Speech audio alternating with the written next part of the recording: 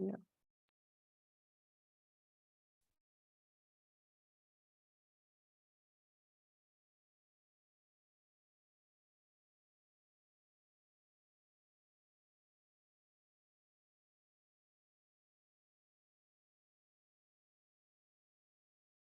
Hi, everyone. Welcome to the third webinar in our Walking the Talk series. This is Walking the Talk with Promotions. Really excited to have you all here today. And if you have been with us before, you'll probably be familiar. We love to kind of just do some introductions. So while you are all settling in the space, could you go ahead and just drop in the chat your name, your pronouns, and your industry? Awesome. Hi, Savannah. Welcome back. Excited to see you here again. Once again, my name is Dane. My pronouns are she, her, hers, and I'm on the marketing team here at Agility. So I will be supporting Travani during this webinar. And so if you have any technical questions, feel free to just chat me and I will make sure to help you out. But of course, we are going to be recording this and we'll send out this as well as any other information in our follow-up email. Other than that, there are a few ways to participate. You can either drop your questions in our Q&A or you can drop them in the chat and we will try to get to them throughout the webinar, but we also should have plenty of time for Q&A later. Or if you would prefer to vocalize your questions, as we have time, we'll go ahead and make sure to we can use the raise hand button and I will go ahead and unmute you and you can share those out. We really love hearing from y'all. So if something's resonating with you or, like I said, you have questions, just let us know, that we really love knowing what's going on in your head. This is a lot of information. We've shared a lot of information over the last kind of week in all of our webinars. So it just helps us know how it's hitting home for you, we've learned something, etc. So thank you to everyone who's joining us today. Like I said, please go ahead and introduce yourselves in the chat. And I think, you know what, we might just go ahead and get started. So I'm going to go ahead and pass it over to Travani to take us through our Walking the Talk with Promotions. Thanks, Dane. Hi, everybody. It's so great to see who's here in the chat. Those of you who I've met before, welcome back. Good to have you here. And those of you who have not had a chance to jump on a call with, I'll do an intro. I'm Travani Mackey. I use she, her pronouns. I'm an associate partner on our team here at Agility, and we're talking about one of my favorite conversations today, so you're in for a treat. We are going to dig in just a second here, but I just want to double click on Dane's push. Seeing you in the chat fills my bucket. So talk with me. Tell me when you hear stuff that resonates. Tell me when you hear stuff that's concerning, and I'll slow down. We can talk a bit more. So let's dive in. For those of you who've been here for all three sessions, this will feel familiar, and hopefully you can quote it with me at this point. Y'all, DEI has become a buzzword. It's a thing that is on every organization's site. Be built into your values, which is wonderful, but missing the mark. We have staff questioning if DEI really matters to my organization, or are we actually checking a box? And how often do we pull the acronym apart and talk about those three things specifically? Like, what is diversity? What is inclusion? What is equity? And how do we know if we're doing it well? So when that's happening, we always have another group of staff who aren't thinking about this at all. Yes, they believe in it, they care about it, but it's not affecting them with your internal policy. And so it's not top of mind. And when there's that case, we see variance. We see people having a different experience with the organization based on their identity. And that's the thing we like to prevent and avoid and mitigate here at Agility. The reason why is when that internal discord is happening, people really question if we can achieve the mission externally. That turnover is hard, the workflow slow down, the mission's farther away. So we're here to disrupt that, and we'd love for you to be our co-conspirators in Walking the Talk. That's our version of taking the stuff that's in your blurb in your website and pulling it into your policies and your people strategy. So if you adjust your policy and process, staff will believe you and they will see your DEI values not just as a blurb, but as a thing they feel and experience every day in your organization. At Agility, we do that in a few ways pretty regularly. We help our clients with search processes. where they are unintentionally, potentially leaving people out of the process, right? That D in diversity is missing because we don't have great applicants across all backgrounds in our hiring process. We help our clients do that differently here at Agility. The second thing we do is we do compensation design. And so when we're looking at that equity, the equitable distribution of results, say that 10 times fast, is a thing we like to check and make sure that you're not seeing wage gaps pop up that really align with that identity. So we look for it there. And then third, we really try to address the opportunity gap. So before you can get to how you pay people, it's really important to think about if you have an inclusive talent management process. And today, that's where we're going to spend a ton of time. You might have also seen this phrase, walk the talk, in some of our marketing, thanks to Dane and team around our cohort that we're launching this fall. We hope that you'll consider joining us and doing a deep dive in all aspects of your talent lifecycle and figuring out what policies or practices make sense for all of the ways you engage with your staff. So if you're interested in that, please reach out. The deadline is approaching quickly. We'd love to have you join us for our kickoff week in Nashville to walk the talk. Okay, so let's do a little bit of that today. At a high level, what's one area where we want to support our clients in walking the talk is promotions. This is really loud for a lot of our clients right now, and we're going to unpack why in today's session. Before we go into what we think you should do, let's spend just a minute in talking about why this is challenging. White dominant culture is embedded in our promotion policy and process. Unintentionally, people feel and say and hear things like this. Well, I think we need someone who's already done this. We don't have time to train people. Sense of urgency. Quantity over quality sounds like the longer you've done this, the better you will be at it. And I don't think you've done this, or at least not for long enough for us to move you into a new role. Managers know what people can do. And so if they haven't vouched for them, we should trust that, right? So you're applying for this role and your manager didn't tell me you should get this role, I don't know if we're going to give you a fair shake. We're looking for external expertise. That's our best path forward. We don't have anyone here who's done this before or can do this. Anyone who's launched a role like this looks externally. We're going to do that too. That's the one way to pull new talent into the work. If I promote you, you are going to be a peer to me. Wait, I'm way more experienced than you. There's no way that you actually have met my level of learning. And then lastly, if I don't know you've done it well, I probably can't give you a role like this, right? I haven't quite seen you master this. You're not yet ready. Okay, so no one feels good saying these things. They're icky coming off our tongues, but they pop up in every talent management system. And it's not uncommon to really pull this back to our roots in white dominant culture. I had a really great facilitator share with us from the Canizales group that, hey, even though I am a Black woman leading this work, white dominant culture lives in me. I am perpetuating it with all my best intentions. And so if you don't pause and disrupt these things, they become your culture, right? So what should we do instead? What are the antidotes? I'm going to dig into some of those today. We're going to walk through 3 steps of walking the talk with promotions. The first one is defining promotion readiness. I feel like that's a term that I've coined, but if you've heard it elsewhere, kudos to those wonderful humans who are also thinking about what does it mean to say you are ready instead of just saying you're not quite ready, which is what I think lots of people have heard. And I would say everything we're talking about today applies to all staff, no matter their backgrounds. That said, it is more heavily felt by marginalized groups. People of color are much more likely to hear you are not ready for this work. And so this matters for all of your staff, and it will likely be more felt for people that our biases allow us to push away. The next thing we'll do is clarify the manager's role, right? So if we are going to get people ready for new roles, there's something critical managers have to be doing to make that happen. And then lastly, we'll talk about the organization's role in getting people ready for new work. So that's where we're going today. Glad you're still with me. Let's dig into the first one. Again, one of my favorite topics, promotion readiness.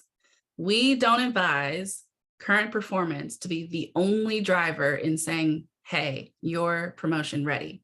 And we see high performers move into a new role and struggle. We see high performers move into a new role and the organization says, wait, we thought they were a rock star, but, right? Or we don't give people enough time to learn the job, or maybe we don't give them the job at all, right? We assume you are really great at this and you should keep doing that.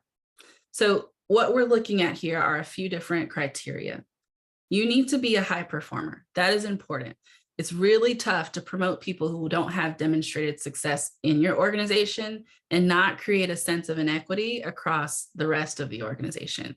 People are watching like, hey, you just got here. How do we know that you're going to be effective at this new job? The second one you want to see is role mastery.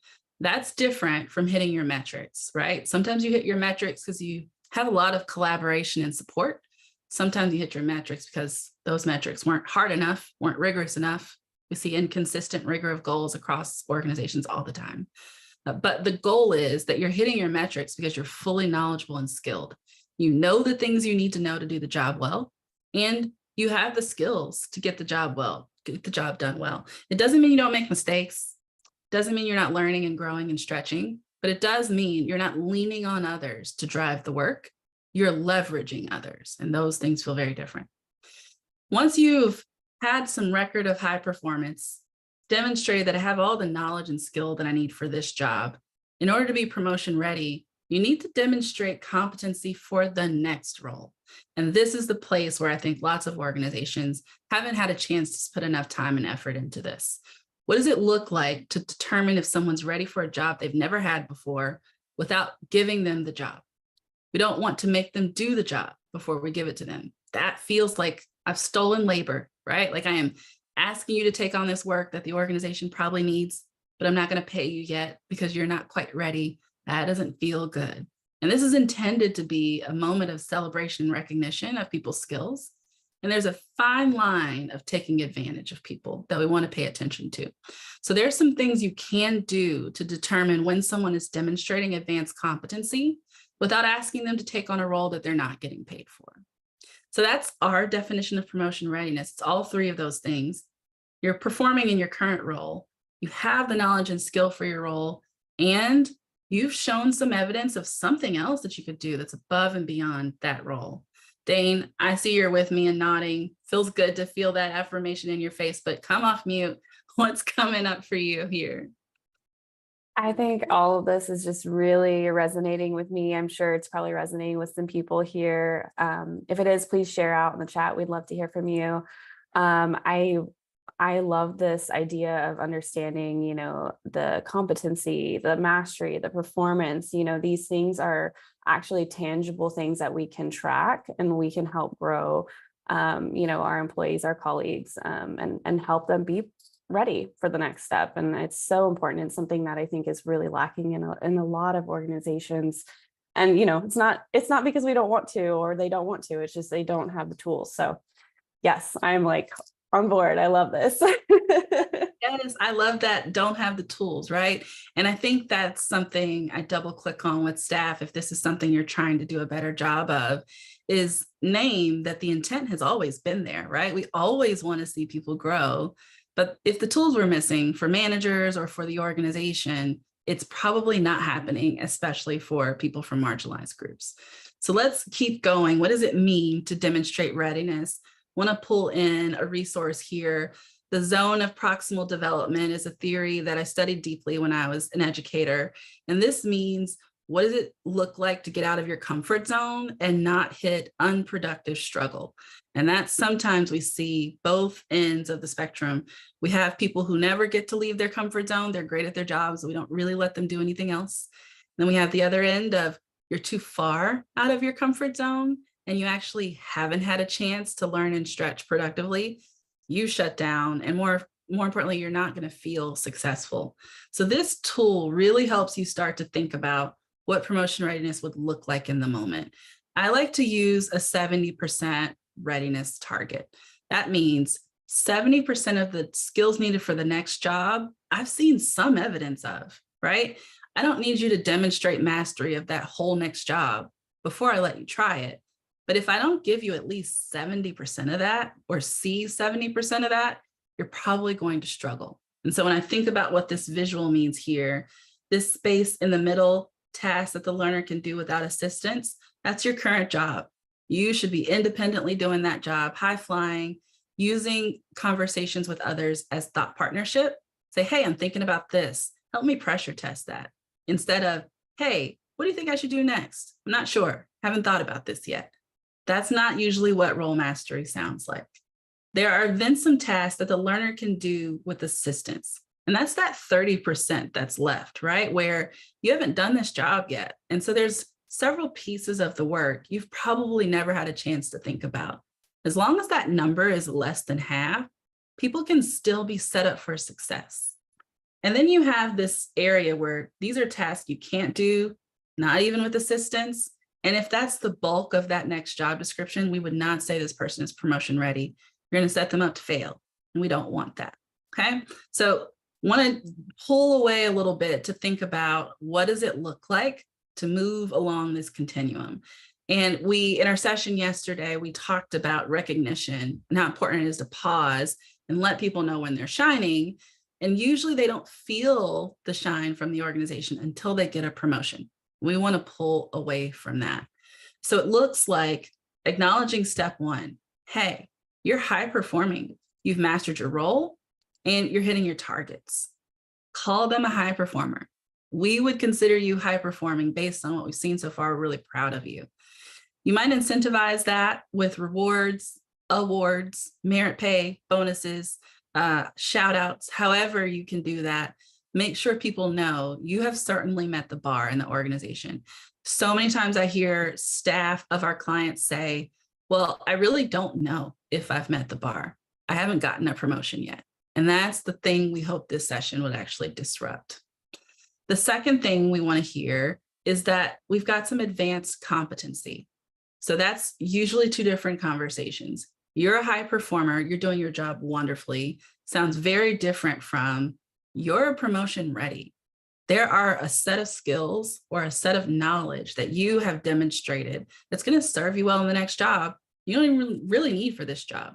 Here's how you know you've got someone that's promotion ready. You've probably started to pull them into stretch projects and aspects of your role or someone else's role that are really not a part of their day-to-day responsibility because they can do it. They've either got the capacity because they're highly efficient in their current job, or they're really interested in and they're really trying to figure it out. So when you say, hey, not only are you a high performer, I would consider you promotion ready. These are the opportunities that I think you would be a good fit for. People feel that. I might celebrate that with a senior title designation.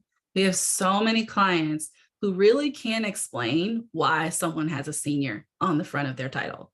And so pulling that away as a thing you've done arbitrarily or less strategically, it's a really great time to put it back with some meaning. When you get a senior title designation, here's what it means to us. One, it's not a promotion. And I have lots of staff who say, I got this thing, but my job didn't change. So now I'm wondering, is it just to check the box? Is it just a performative thing the organization is doing to keep me and keep me happy? We don't want anyone to feel that. What it usually means is, no, you have mastered this job and you do it at such a deep level, you're starting to get pulled into other pieces and we're going to pay you and recognize you for it. But at the core, this is still the job. You've not changed your responsibilities largely. For some of our clients who we do compensation work with as well, we look at where's that person sitting on the range. If you were to hire them today, you would likely be trying to pay them towards the top of the range. But because they've done that growing and learning internally, we don't always course correct that and say, actually, this person is coming in at a very high level. They're probably ready to do other things. And we don't necessarily have those available for them, but we should at least pay them appropriately. I want to pause here. I see a comment in the chat and I see a question. So maybe Dane, you can pull that question for me while I read what Savannah's dropped for us. Savannah's saying, we do a really great job in my org of defining success and pathways for people who are not quite meeting their goals. But for those who are meeting or exceeding, we have a lot of room to grow. Would love to know more about how to do that. That's what I thought that said. And that's what this slide is, Savannah. So I'm going to answer that question in about 30 seconds. Dane, is there something juicy in the Q&A that I should speak to? I think this is actually really perfect for the beginning of this slide. We've kind of talked about this a lot. So we have a question of, could you give a more concrete example of the difference between overall performance and role mastery? Perfect. Perfect. The only other thing I would speak to there is overall performance feels a lot like the metrics for the year, right? The targets and the things that need to be accomplished this year, those change from year to year. And so you might be really good at doing a task that leads to those metrics. If we change the metrics or we change the target based on where the organization needs to go, do you have the knowledge and skill? Or were you successful because that target wasn't rigorous enough, wasn't accurate, or wasn't reflective of all the things you need to be able to do in this job, right? So they are not mutually exclusive, but one does not always connote the other, right? You can have really good data and hit your target and still be leaning really heavily on your teammates or your manager to achieve success. So that's the differentiator there. Please let us know if you wanted more clarity on that question. Feel free to drop in the chat. And now let's go to Savannah's question. When we say all this to people, but they're still not getting a promotion, they might be frustrated. That's okay. Here's what we think the last criteria is. It's organizational need. We're supporting a lot of our clients with getting clarity around when does the organization need a new role? And here's where the inequity pops up. Me, I'm a manager. I think my team is growing. I can certainly see Dane is crushing it and I want to pull her into new work. I want to just give her a promotion and change her title. Congrats, Dane. You're going to make our team so much better. Thank you for taking this new role, right? What happens in that moment is a couple of things. The organization has little moments like that popping up all over, and it may not be fiscally sustainable. The organization may not be able to invest in growth in all of those departments. That might not be appropriate. And then lastly, there are probably 5 other people who wanted that job that I just gave Dane. They didn't even know that was a job the organization was trying to hire for. But I know Dane is probably the only person who could do that job. Doesn't actually matter, right? It still feels inequitable. It feels like you don't get it. There are lots of people who would have loved to sit for an interview for that job. And so what we highly recommend you do is clarify when new roles make sense and make that feel like a very separate conversation from telling staff they are promotion ready. And unfortunately, we often skip the step of saying you're promotion ready when there's no role available. And staff are wondering, right? And so how cool would it be to have a bench of talent who know they are your bench, who know they are successors for lots of opportunities because you've clarified that for them. And they also know the only reason they're not getting a promotion is because the organization doesn't need it, right? And that honesty is a retention tactic. When people know you aren't just BSing them, right? That there really is a reason for it. And the organization needs to pause and make sure they're not creating roles that will be redundant a year from now. People get that. And so now you've got a choice to make as an organization. You can decide to be a stay and grow organization where you need to go secure the revenue to move people into new roles more often, or you can become an experience and go organization. In some of your departments, it might make more sense than others to say, hey, when you're ready for your next thing, it might not be here. How do I help you get to that? Still excited about your growth. How long do you think you'll be okay doing this role that you have new skills for? Let me know. Keep me posted on that. I want to celebrate you when you move to your next thing. When they leave as promoters. They leave excited about the time they had with you. They send talent back to you. If you don't do that, they leave jaded, frustrated, feeling underused, undervalued, underutilized, and they don't tell you to come in and work here, right? So when the organization needs it and you have people who are clear that they're promotion ready, then a new title and a new pay band makes a ton of sense. There are also lots of opportunities where you realize, hey, the organization needs a new role and there are multiple promotion ready staff. What do we do with that?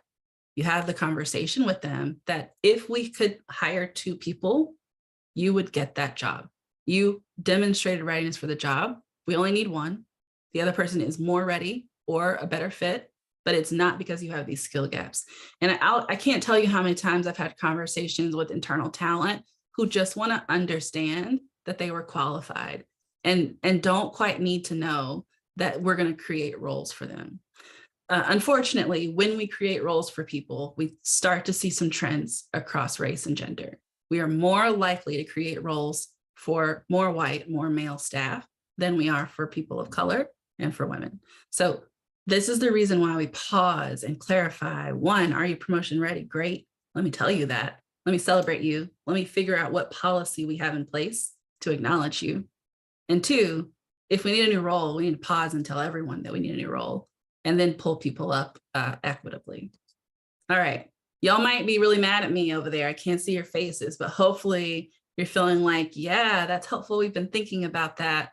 Drop in the chat. Tell me a little bit about how that's going for you and keep those questions coming. Dane, anything you'd add before I segue us here?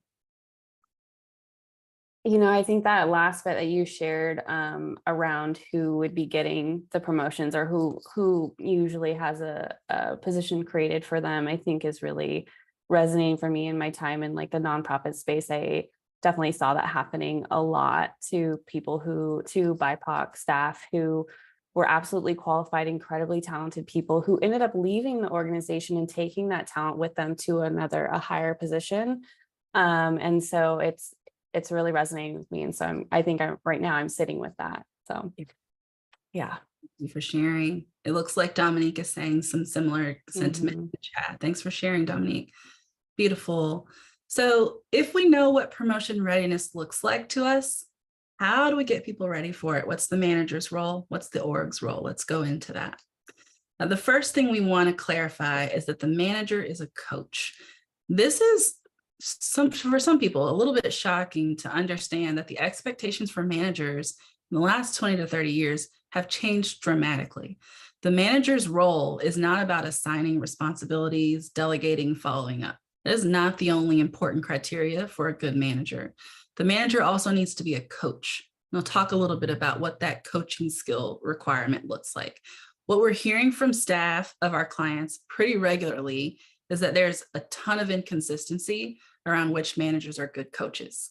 This does not mean that the manager needs to be an expert at the thing I want to get coached in, but they have to be good at breaking down the learning path for me so that I know what my next steps are and what my trajectory is. So what it sounds like in action is managers are having a ton of feedback and guided reflections conversations about my career trajectory, not just about that report I turned in, not just about that presentation I did or that stakeholder relationship that I managed. Zoom out with me and get a sense of how ready I am for something new. So what are the strengths and growth areas? And are you giving me growth areas that tell me about my ability to master this role? Or are you giving me growth areas that are about the future state? And just separating that conversation can be really powerful. Like, hey, Dane, I want to talk with you about an opportunity for growth.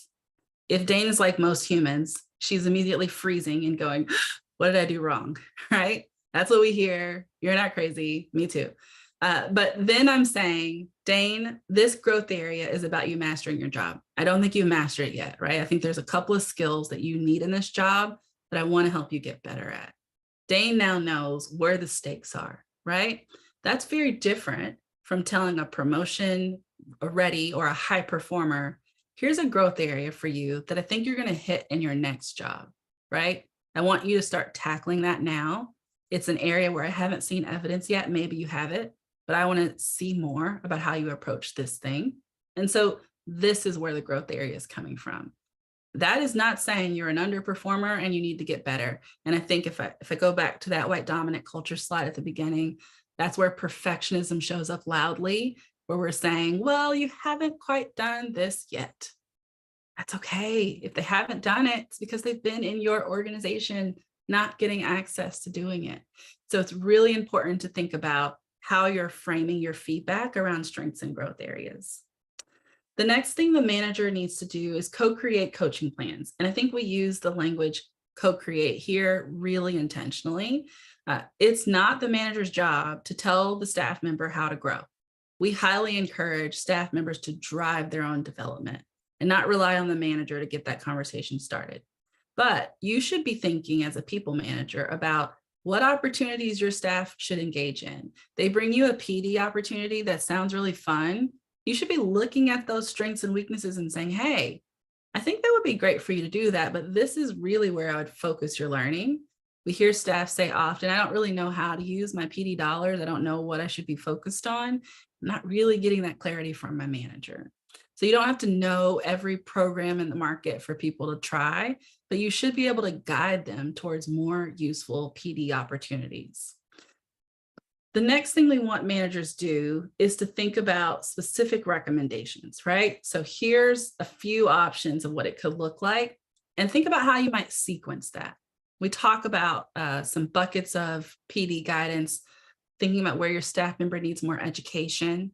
You don't have enough understanding of the frameworks, right? I think you should read this book. I think this article will help you understand the framework that I'm talking about here. Then if you've got deep education, the next thing you want to try is exposure.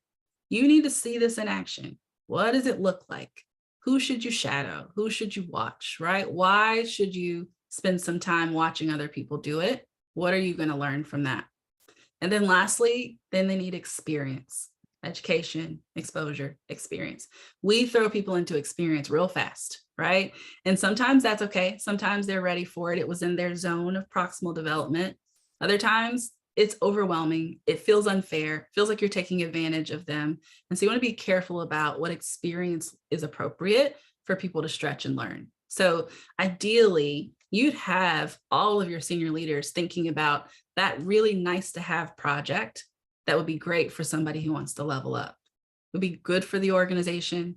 It's not something that's necessary for the organization to hit its targets, but it would be really great to give people a chance to show and flex their skills. So being really intentional about how you're building education, exposure, and experience in their PD plan really will help them maximize their time spent, because really they're going to spend most of their time doing the job, right? They're not going to be spending a ton of their time in PD, but the manager can help them maximize that. When we think about the variance we see across managers, this continuum emerges. All managers are not equally equipped to coach people, and it might feel overwhelming to think about how to get our managers better at this, but it's not as hard as it sounds. Step one is you want to help managers build trust and give honest feedback. If they're not doing that, start there, right? How often are you telling people what they're doing right? How much positive feedback have you given your staff member? That's a really great strategy to build trust. If you have an underperforming staff member, have you told them that? Are you clear that your growth areas are not just about this nice to have, but really they're off track in mastering their role? The more honest you are with your staff, the more set up for success they're going to be. So emerging managers are the ones who are working on building trust, and not just relational trust, but workplace trust that says, you're looking out for me, you're going to be honest with me about my strengths and growth areas. The second level of a manager is one who knows the bar. That means they're able to assess the skill gaps and see when people are getting better at it. And this looks like saying, hey, that project didn't go well, right? But pulling up a layer beyond that and saying, these are the skills that I saw missing in the way you executed that project. That is not a common conversation managers are having. This is the thing you're missing. It's not about that project. Certainly there were pieces of that I could have done differently to help you be more successful as your manager, but this is a skill gap that I observed. Tell me more about that. Did I miss something? Do you have this skill and it was hard for me to see? Or is this an area where you agree we should do some work? And then the latter, which is way more fun, is when you get to say, hey, you've gotten better at this. This was a skill that we targeted 6 months ago that I see really shining in the way you're doing this project, working with this stakeholder. Really proud of that progress. So that's what proficient managers are doing. They're building trust. They're being really honest with people. They also know the bar for being highly skilled for the job, and they can be specific in their feedback to say, hey, these are skills you have. These are skills I haven't seen yet. Tell me more about why you think I'm not observing them. And then advanced managers are the ones who do the thing we just talked about, building meaningful coaching plans alongside their staff, finding stretch opportunities, say, hey, this is not a part of your job, but I think it's going to help you build a skill that you'll need in the next version of this role. Do you want to try this? Are you interested in doing a little bit more or something differently to advance your skill set? So that's the trajectory there. I want to pause. I would love, it would be like Christmas or my birthday for somebody to come off mute and share any reactions to these reflections. Where are your managers? What support do you think they need? And this is a tricky one. Do they actually have capacity to lead this way? There's a lot of really skilled, really passionate managers who are thinking, oh, if I just had the time, I would do this for every one of my staff. And so then that leads to the last question here is that even incentivized, right? Where are they held accountable for being coach managers? Where are they not? Where are you not even talking about their readiness to move people into new work? So I'll hush here for just a second. Anything coming up for you, Dane? I just wanted to quickly remind everyone. So if you would like to come off mute, go ahead and select the raise hand button, and I will go ahead and unmute you so you could share out. Alternatively, you can share in the chat and put it there. I was sitting with all of this, Trevani, as you were talking through it and thinking about my own managers and from when I started my career to where I am now, and just thinking about how I think some of them had like bits and pieces of all of these. And I think as a young professional, I really didn't quite understand how to go about growing my skill set. I didn't understand how to take advantage of PD or, any of that stuff. And so I was like, well, what do I do? And I think having these skills here and kind of supporting the managers to kind of help those people through that, and then empowering your employees to search out their own professional development skills and experiences is really powerful. And so for me, I'm kind of just like, this is all really resonating with me. And I'm thinking about from beginning to now, and especially at Agility, when we have this kind of structure here, how supportive I felt through this process. So, but we'd love to hear from other people too, if you want to share out. It sounds like they're soaking it up and they want us to keep going. And so, and please pause as if we can answer any questions for you. We've got one more. Dominique is like, good. Thank you for that feedback. Now let's look at our last segment here. What does the organization need to do? If all of our managers are getting really consistent, deepening their ability to guide people into new skills, they know what the bar for promotion readiness is. How do we still leave people feeling like, oh, promotions are jacked up here? There's still something off. It might be a thing the organization needs to do. So let's talk about what the opportunities are there. The first one is to determine if you are in a maintenance or a growth phase. This is critical. Just being able to say to your staff, hey, based on our strategic plan, we think we're going to grow. We're going to need new roles. We're going to need new opportunities in the next 1 or 2 years. That means a lot to staff because that says I should be looking for opportunities. I should be talking to my manager about what else I think I should do. If you're in a maintenance phase, and I think there are lots of organizations who are here, but you're just not really talking about it in that way, the situation is different. You're saying there will really only be a new role if there's a vacancy. If someone goes off to do something great, then we'll have a new role available. And we don't always know when that's going to happen.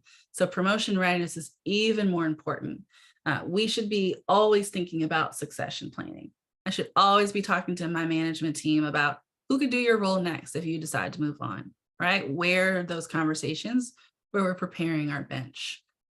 When you think about your competency model, it should give people the clarity of what roles look like. So if I'm interested in that role over there, I don't really know anyone on that team to talk to about it, I can understand what they do on a day-to-day by looking at the competency model. And then I can say, hey, I have a lot of those skills. Here's a couple that I don't get to do in my current job. Let me go talk to my manager about ways that I can stretch and learn those things before there's a vacancy. Because once that vacancy is posted, it's got to go quick, right? We're trying to get someone in seat, and I can't wait for that. That said, I often tell my clients it takes about 6 months to launch a role, find your hire, onboard, and train them. It usually takes just as much time to move a high performer into some new knowledge. And so it's an investment either way. You can search externally or you can invest internally. The internal person's institutional knowledge often goes overlooked.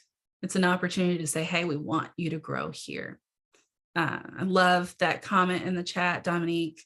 Thinking about where managers are and how to align resources helps people have this conversation, especially in a maintenance phase, because you don't want people feeling stagnant just because it's not smart for the organization to add roles, right?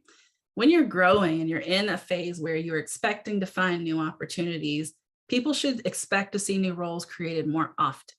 It would be great if they know what those roles are going to be, but if they don't, you're conditioning them for that growth phase where it doesn't feel like, hey, you're just creating roles for everybody, but not me. That's what that feels like to staff. They should know we're growing and this is where we think we're going to need new talent. Those internal learning programs will be helpful if you know you've got to get better at a specific function as an organization. Where's the learning for that internally to get everybody up to speed? And then thinking about your talent protocols are really important. I was talking to a client about this week. Where is your talent conversation across your senior leadership team to say, where do you need new roles? How do I make sure the person on the other team knows that? Because they might have a staff member who's a good fit for that. So where are those talent planning protocols that are above and beyond just the manager talking to their staff? So this highlights here is talking about let people know what growth looks like for you and for how long and when do you plan to reevaluate that. The next thing the organization can do is, I spoke to this earlier, determine which departments are stay and grow versus experience and go. Sometimes this is deeply embedded into how you're structured as an organization. You have some departments where there will be new roles created all the time because that's an area where your programmatic function needs to thrive. There are other areas where it will be more moderate, right? I see this often with operations and people teams, where there are not going to be lots of new roles depending on the growth phase of the organization. And we are more likely to see people get trained up on really great skills and then go find somewhere else to do that work. And so what stands out here is your people strategy. Do you need to heavily focus on learning and development because people are going to grow internally a lot? Or do you need to focus on hiring and recruitment because people are going to move on often because y'all are going to be so great at developing them that you're going to need to continue to fill your more junior level roles. So moving up and out means there's a cycle on the back end. A lot of times managers feel, and they push against it, but it's tough to pull someone up into a new role because that immediately creates a capacity gap for you. You had a high performer in that role, crushing it, and you're going to give them a new job or encourage them to go somewhere else. Ugh. Now I've got to find a way to get that work done. It's so much easier to do that when the organization has built some infrastructure to hand me a talent pipeline and say, yep, we know so-and-so is leaving. Here are the 3 people who've been grooming and learning and stretching to get ready for a job like this. Okay. Then the last thing we would say here is clarifying about competency. So we're going to attack this in a couple of ways. You should get clear in what growth looks like in your organization. We see a lot of over-indexing on the functional and strategic thinking competencies. So being a SME or a subject matter expert only gets you so far. There are lots of departments where you might move from like a software designer 1 to software designer 2. And it is really about the deepened knowledge. There are lots of other departments and roles where growth means being a people manager. Growth means moving from independent contributor to people manager. And this is where I hear the most, you're not ready, right? You don't have any people management experience. I'm not sure you'll be able to get this work done through others. And unfortunately, that's frustrating for a staff member because they're sitting there thinking, well, how do I get those skills, right? When are you going to give me a chance to try that? I'm a really great lateral manager, but I don't have direct reports. I might still have the skills. And so pulling apart, you don't have people manager experience and thinking about, well, what does a people manager do, right? It's about setting clear expectations and managing the follow through. It's also about inspiring and motivating, getting people to buy into a thing and get started. It's about keeping a pulse on culture, developing a trusting relationship. Maybe this person has those skills and maybe not. So if you have a lot of independent contributors who you want to get ready for a new role, you might need to think about your organizational supports for developing people management skills. And then this is the last piece. In general, lots of organizations are starting to think about, well, what is our L&D strategy, right? It is the first thing to go when budgets are tight is like, we can't train people internally. Here's your $500 PD stipend. I hope you figure it out, right? And that's so tough.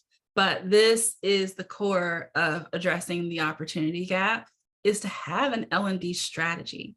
That doesn't always mean you're able to allocate staffing to that. But if you are, that's wonderful. If you don't have a person who's set on training, whose responsibility is that? When you have institutional knowledge leave the organization, it's tough. But if you don't have someone in charge of training and developing people, it's really hard to pull new people into the work. Who's responsible for training your managers, right? Even once people have been in those roles for a long time, it doesn't mean they're great at developing new skills in others. And so having some form of manager training is critical for the rest of your organization to be growing. Mentoring and apprenticeships are easy lift, high impact opportunities. Assign mentors to all of your junior level staff or to your staff who've experienced success in their roles and don't quite have that new skill bucket. Who are they getting exposure and connection with to try new things? And then lastly, work in cohort spaces, be a really beneficial opportunity for people to learn from each other.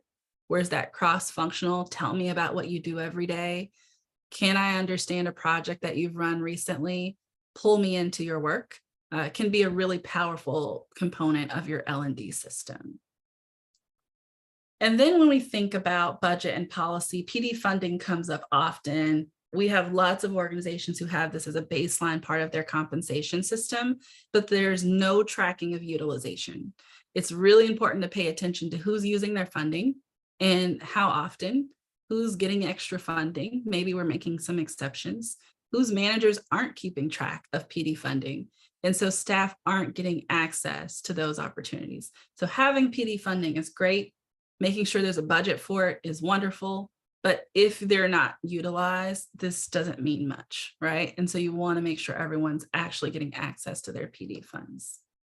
And that's where analyzing the data is a really great launch pad. The organization should be looking at who has been considered a high performer and whether or not they are promotion ready. And if those are two different answers, why, right? How are we getting our high performers promotion ready for something? When you have staff who say their manager is supportive, that goes a long way. When you have staff who say, I'm not really getting any feedback from my manager, it also goes a long way. If you can't give people promotions, those are two very specific things you can do to make sure they feel like they're growing. At the end of the day, a lot of people don't actually want a promotion. A job change is hard. There are lots of people who just want to be good at their jobs. But if they are ready for something else, they want you to tell them that. And so I spoke to this last piece on the previous slide, which staff are actually using their funds, seem to have a mentor who's stretching their thinking or giving them access to new opportunities. When we talk about the system, okay, so we're like flipping back to that original conversation about white dominant culture and where are the systemic solutions? It's all the stuff we just talked about, right? And it might feel a little bit overwhelming to think, we've got to check a lot of things off here. I would just pick one and prioritize, right? Is it about analyzing PD funding to make sure it's even helpful? We're giving people enough money that they can use it on a resource or a tool. And is it relatively utilized? Where's the tracking of where our high performers are and how likely someone's ready for a new role? Have we told people who we are and where we think opportunities to sit in new roles might come up? And so on and so on. And I'll center on this quote here. Clear is kind, unclear is unkind. I have lots of clients who feel really nervous about saying, hey, staff, you're probably not going to get a new opportunity here. We cannot create new roles in the near term. I'm going to lose people if I say that to them. The opposite is more likely to be true. People just want to know you're being transparent with them and that you're honest about it. If they see you say, we don't have new roles here, but we just created one for Dane, it's going to send a lot of, hey, we're not walking the talk signals to your staff. So I would encourage you to think about which one you want to prioritize. If any of these is relevant for you, I'd just start there. I'll pause there, wait for a question if one's coming. Dane, how are you feeling? What's coming up for you? I love this quote that you chose, Trevani. Clear is kind, unclear is unkind. I think that's really resonating. I think sometimes we can get caught up with this thing of like, are we kind of over explaining, or are we sharing like maybe negative news with people? You know, is it a bad thing to tell them this? But really, it is true. Like, you start creating that trust and honesty when you are transparent with your staff and, you know, the people who report to you. So it's incredibly valuable. Yeah. Um, and I actually just saw a question come into the chat. Okay. So how would you go about prioritizing the most important? What questions would you ask yourself when choosing? And Yeah. Joanne, I think that means in regards to these we have just discussed. Yeah. Yeah. Perfect. I think what I'm seeing here is start with data. I think it's important to know who it's impacting and why, right? So if you know having PD funding is being utilized by all of our staff, then that feels like a place you don't really need to spend any time. But if you see gaps there where only certain individuals are using it and they tend to fall along lines of difference, that feels like a priority because there's negative impact, there's potential harm being done, that some people are not getting access to a component of your compensation design. So I would look at your data and think about who's being impacted positively, who's being impacted negatively, and what's our quickest, easiest lever for shifting or reversing negative impact. I would say L&D budget is usually the last piece, right? A lot of orgs don't have capacity to think about who can take on the training function of the organization. But I would say don't let it fall off your radar. I think there's another easy lift piece. It would be this clarity. Hey, team, we finished strategic planning. Here's where we are. Here's where we think we're going to grow. And if that changes, we'll let you know. And so maybe it's circling back 2 months later. Hey, team, just looking at our progress to goals, we actually do need to expand capacity. And doing that before you're ready to move someone into a role goes a long way to foster trust. Otherwise, it just feels like you made up a role for someone. That's how people are seeing it. So you want to be as clear, as transparent as early as possible. Beautiful question. Okay. As I'm at the end here, so I just want to name that in case people are wondering, can we get into Q&A now? Yes, we can. We've got a few minutes left. When we're thinking about moving from the talk to the walk with promotions, when you think about promotion readiness, do you have clarity? Do your managers know the difference between a high performer and a promotion ready staff member? Do managers know their role in getting their staff there? And has the organization clarified, here are the resources for you to move people from one level to the next? I see another question popping up in the chat. Yep, experience and go. Okay, so I should read it. Sorry, everyone can't see it. Can you say more about what talent strategy looks like in an experience and go organization, especially related to learning and development? Yes, absolutely. And so if you know, maybe at the 2-year mark, people are going to master a role, then you should be proactively building a talent pool based on where your current staff are. Most orgs are tracking time on the team or retention, average retention. So if you know where that average number is, you should be planning to build a talent pool that speaks to that. And that means heavier emphasis on either internal or external recruiting, right? The other thing that you might consider is creating an alumni program. What are the people who've left you doing? What are they saying? How are you keeping them bought into your mission and the work and the impact they had when they were a member of that? That's going to increase their sense of positive impact with you and make them want to send you new talent when you're posting a role. So it's creating that cycle on the front end, being really ready with recruitment. I can't imagine being an experience and go organization that doesn't have an in-house recruiter. It's going to be really tough for you to keep up with the capacity needs. And then on the back end, as people are leaving, what is your exit interview strategy? How are you making sure people are leaving as net promoters?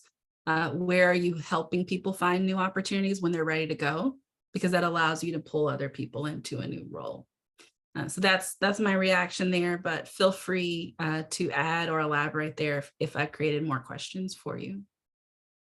All right, we're in good shape, y'all. We're right at our time here. I'll give you my favorite thing, which is when I get to hear from you. The webinar forum is so tough because I don't see your lovely faces, but please scan or grab the survey link in the chat and let us know what you felt about today. If we can be helpful in building policy alongside you, we'd love to do that. If you're interested in joining our intensive cohort this fall, please reach out to us. We're closing that registration pool at the end of August. So we want to get in front of you to make sure you know what all the good things you get out of that cohort are. So thank you for the time. I'll sit on for any final questions. Good luck walking the talk. Dane, I should toss to you. Sorry, anything you'd add? No, of course not. But yeah, we have just a couple more minutes. So if any questions are coming up, feel free to raise your hand. We can unmute you and share. But otherwise, thank you all so much for sharing this time with us. This work is so incredibly important, and I know that y'all really value that. So thank you for being here with us today. And like I said earlier, I'll send out a recording with all of this information and resources for you later on. So thank you. Wonderful. I saw lots of good love in the chat. We appreciate that. Y'all have a great afternoon. Take care. Awesome. Thank you all so much.